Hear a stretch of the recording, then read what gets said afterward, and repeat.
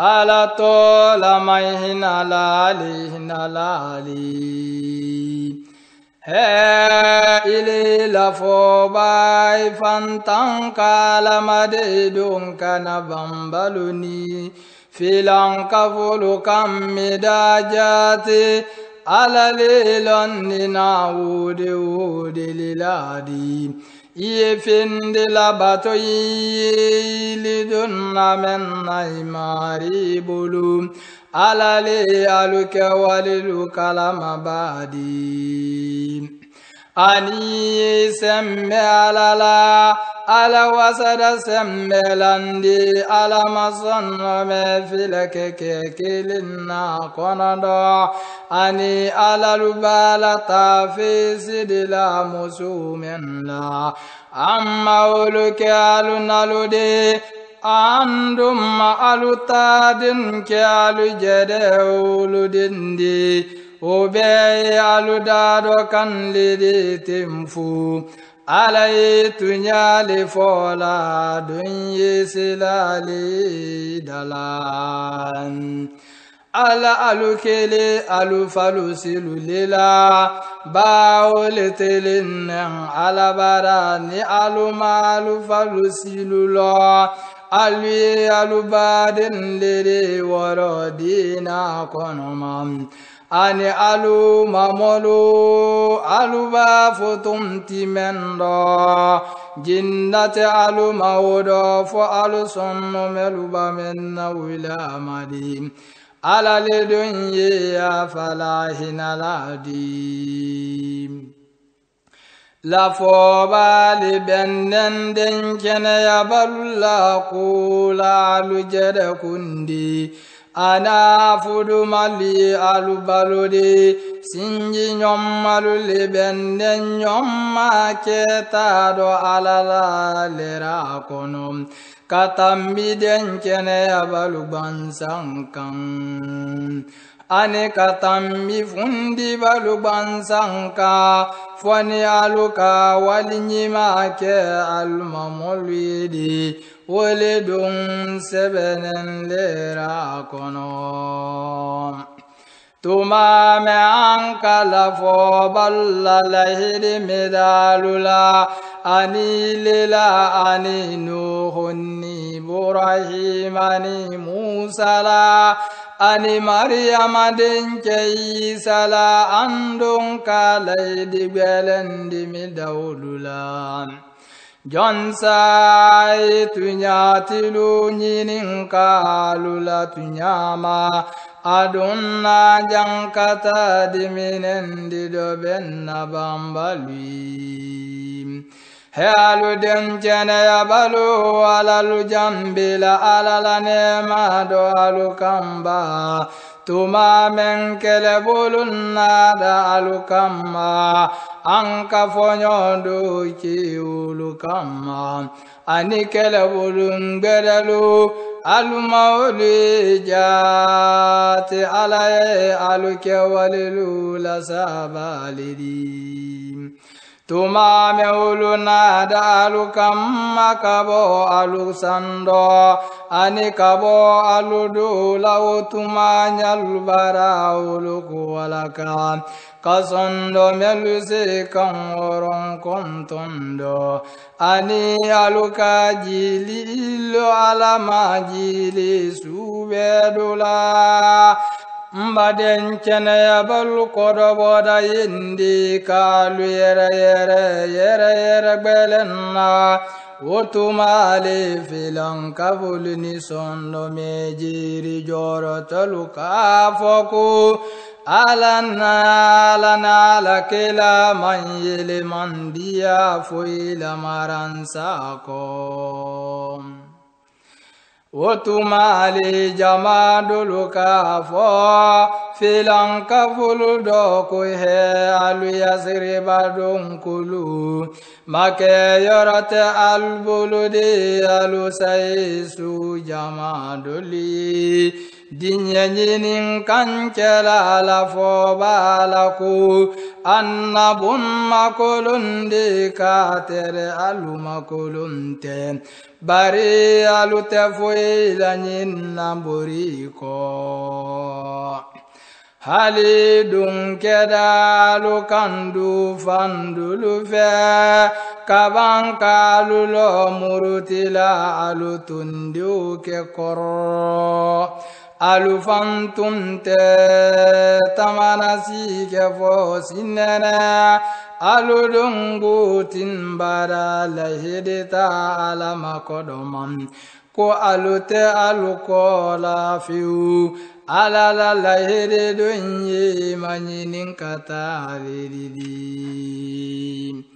ala se kuburi tena alumunan fannade ni alukalu buri saya kodakanim wala fali kodawu fambake aluteda mumsi jannamutum fotibinem alunyinin ka kujene di alutanka alamanaka juman nyinin alukamma wala kahina nyinin alui mba alutena nyinni de memba si sodonna alujedelani alate alakala sayli lalulong aludojo animen ya fola alubadin yi ko alu na anfeli kele alu jere tuntena la kele do fiu fo kelin kelim alu jumante bale alula mbani jodon nakuna dasa ideali ile mafele la katere alu nyalu ulukola yu membara kuna bedin saya kalubulun mbani silang wadasa aludi aludo so alunen labonen la aluju mante bai harakam baulu lima den chena yafu alana lulabara lutinya lawlido wudun mambali alamam ali kuru kalujila kuluma wa munum ni kuru kalkera na findi aludana taku walaku alutere ke kunku kono sunen na molufen ali tunyin kali kala alkibarul makene hali aludun kera alufen alute kele ke fotik binem jati jakamaya nyimali alala kelado ali konin woye mole men yile alanilun nabanna anaka alaku fasiya manke denkene ya baluno kuru kalila alukanku alana lakela kanyile mandi amen najo wole nin alana lakela don katunya lefo o malu jidi foila odo fodenkene ya ninjede kulu keduli denkene ya baludo luka lahedita alay menka aluka utunyatiya doye aldo sata fada dugbede aludo oye makanan ninna ulukonim ma falinninke falinnin susulan saladi tunyatilu saralu la tunyala anaye filan kafulu jankata nuka dia wala yejere la seymidaluman jati alaya fala dia hinaladim aladun ka bambalula say alula monedi aluma harasi soron aladun ka denkene yabalu wasakele do ani alai fankamani nilaledi lera laka men ka alu koma bimbi ala kaululaji alulajim fudulla ana kasilan filiulu sonno meludo parau aluye fankelin fala ka fankelin jonyam aka alukelu di alumana alimu aluladuni alulaluluni alulanamfululdi anindu bedari alusin masumendo mba alalisi la kubela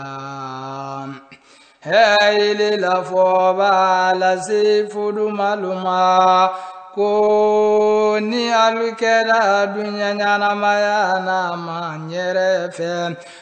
alu nanya alu tunya la alu kanka alu labila likinna ni alu dunkera alana lakila ni sulabam fe mba ala nasara bili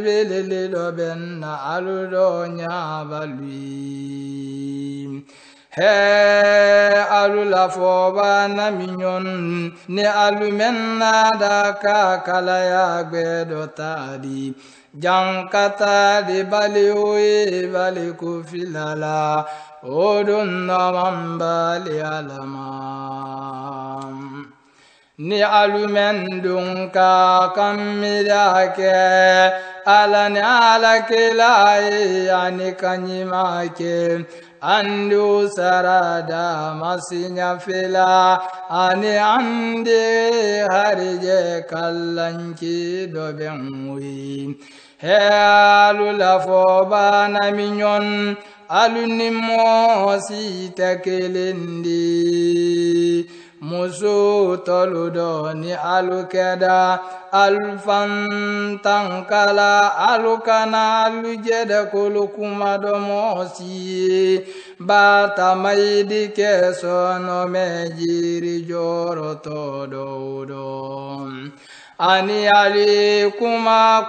malonnendila ani alalu fanna ani alalu mafa alula bunla aludun kana alutu dibidoya folotulinya madi ani ali salilo kajakadi ka alana lakila kamida bala felika koso mabalulan alubundung kulkaning anika alusanya wele alalili tukando men yekaranna labunla alala la faril ni wudi lido jati alai mummunti di kalamabadi jada kulula ke man ya musumanum denkene yaba ke man ya musuman jada majila ke man ya musuman tunya fola ke man ya musuman munyumba ke man ya musuman nyenento ke man ya musuman sadaka bola ke man ya musuman sumba ke man ya musuman jambere la sonna ke man ya musuman ala kufola siya ba ke man ya musuman ala na ya fali ni sarabili bili doben na uli ataben den kene ya ba ke man sina musuman simani ala na lakila kakudulate kunya nagbere ke alula kunya udo mendum bala na lakila soso ubara fili kidila Tuma me ika fomo ala varane mamemma ani lejere varane mamemma koi fuduma toikum ani fantanka alama iledun yefindun naini do alai men lankene mala iledun yefindun naini do alai men lankene mabadi ani silang na molunye ya idun jaren silang alalinye jedi maku bomen la anna fudulei mawelidon hake tute masikana ke denkene abalu malutadin fudu malutadon ni alumaku bodalula alala jamare dunye keta lidi temasidun telafoba makuda alana men sinsidin alama walidun alala landadi Falamu tambinendo kai kodama alala jamari dunye late nendidi Falamu tambinen ululi alala kilalla sila anali silanna nyaludumte silanna mosi nyafuala aladun wasada jati boladi mamadi temo sifadi alukelu do bari alala kilali anila fo ballabandi alale dunye ko belombadi he alu dencene yabalu alu ala kufo kufalisi amanna liburututu ani ali akufo lawankandi sosoni ura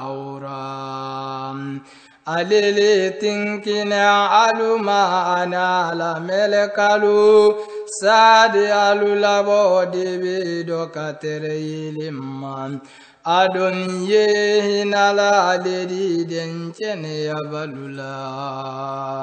ulla foli ala benyo yalundo ule jode adon nasara kamaranki lilo benna dunye hey lila foba annikila serelere anidala fulila ni jasiri malila anikilila katere alama jere la dinyela anifitinan yelimman idala fuden chene yabalu kunyamma bilibili alui kafara alala edun kana bambaluni filan kafulu kamidadi ye almantoro luto alui kuida ani ye semme alala jo aladun wasada sembelandi Halu dencene yabal ni aluka dencene yaba musuman fudu kabanka lubila kakon alumanye alula firiyadunte almali udode aludunye alutunya lalukandi kalu labila likinna hey lila foba ambara ifudu malula dahaye ikamen so alusaralla anika ibulu momen mara alala miritono dinen doima ani benno de musuluni barinke de musuluni ibarim muso de muso men fundini fe ani muso den chene yanem ba jeredi kilama nikila ya fe ko ay wonyinin na fudula o kera kera ne lili kaden chene yaba tolutu anka long kadama anka menla ulukun alu fudu malu ni alu bulu malu tara musulla kuda ninko somte masi sikana kelima ala dunya falahin lalidi abaidiya kamen dundi musuludo abaidiya kamen na duife ani abayani banyini maboba to memma jinnati mausira ole suduma alunya sumala ani alute sunu welirani bamendi aluma alube didinye uma kode aladun kalom men aluson no meludon ani alailon ninamunyumba lidi muso sifudu tedai mutum fiu idum tema falin ninke fudu magbedella haliulula bede akaihene foiba memmara bulumo yado jati alaiku begbilum balidi he aluden chene yabalu alukana dun la foba la bun la mutumdi fodi nyeba ke aluye ka alukili sumamma aludum kana ke sumammo makonom badi alujede barini alukili da aluyedum fasaye nkani alubanda damunin nali jensem alukana kenyina sumabo baludi badula uli tere la foba torola koni ay samela aluma ala dunte samela tunyala ni aluka ke musul tarala muranna ala lutara wanarele koto wele sanima alu sonno melui ani musulu sonno melui atabian alu mafeuko ali ala lakela toro ani alu kana fudu malu fudu akofiu jate we alabara kunku balidi ni aluka kudu lankenema wala aluka dumba alakoni kube lomba lidi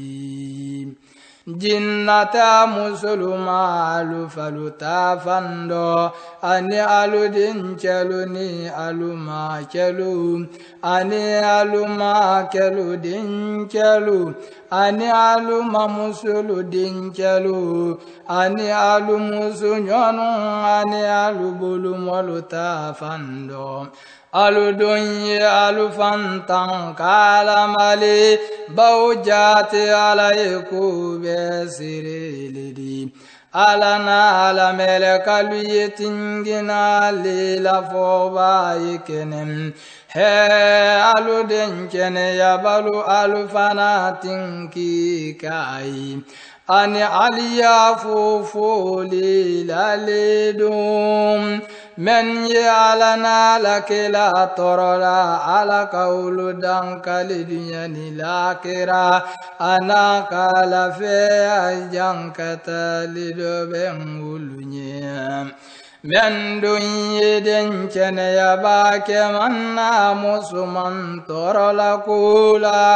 alma menche ulubara alunyun karuna ani junu dogbela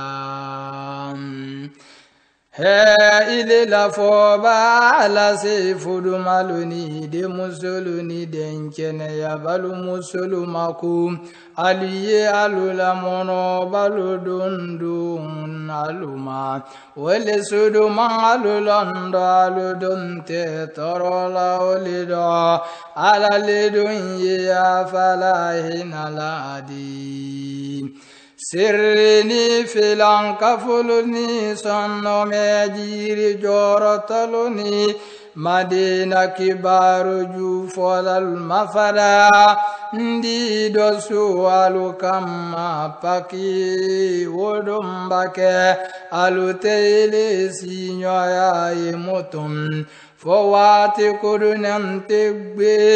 aludun dankanendi alubasodom fam